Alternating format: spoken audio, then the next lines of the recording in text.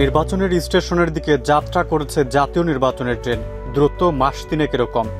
রাজনৈতিক দলগুলো তাই ব্যস্ত জোট গঠন সহ নির্বাচনী প্রচারণায়।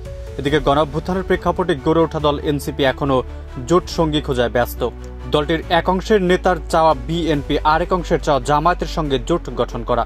প্রশ্ন উঠেছে, এককভাবে নির্বাচন করতে চাওয়া দলটি কোন দলের সঙ্গে জোট গঠন করতে যাচ্ছে? এনসিপির শীর্ষ নেতৃত্ব সহ অধিকাংশ নেতার চাওয়া অন্তত 20টি আসন, নির্বাচনের মাঠে সাংগঠনিক সহায়তা এবং দলের বিদ্রোহী প্রার্থী না থাকার নিশ্চয়তা। এই নিশ্চয়তা না পেলে বিএনপির সঙ্গে জোট গঠনে রাজি নন তারা।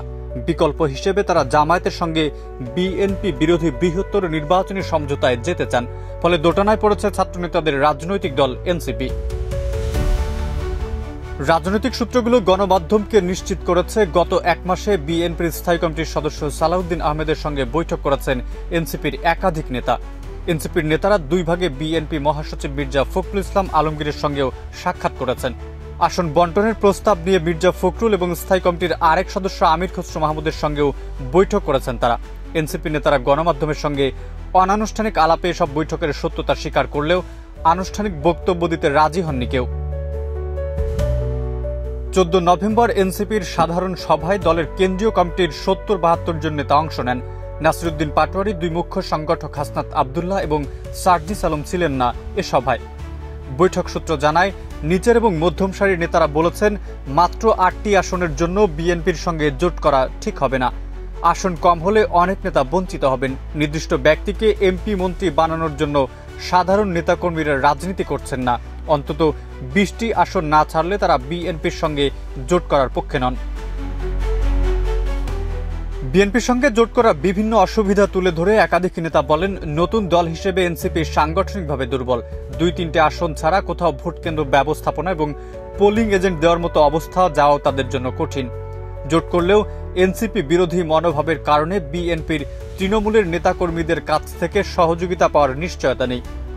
মনোনয়ন বঞ্চিত বিএনপি নেতাদের এনসিপিকে ছেড়ে দেওয়া আসনের স্বতন্ত্র প্রার্থী হওয়ার আশঙ্কাও রয়েছে। ফলে বিএনপির সঙ্গে জোট গঠন উপদেষ্টা এবং কয়েকজন নেতার জন্য লাভজনক হলেও এনসিপির সবার জন্য নয়। সাধারণ সভায় নেতারা মতামত দেন, এর চেয়ে এনসিপির সারা দেশে এককভাবে 300 আসনে নির্বাচন করা উচিত।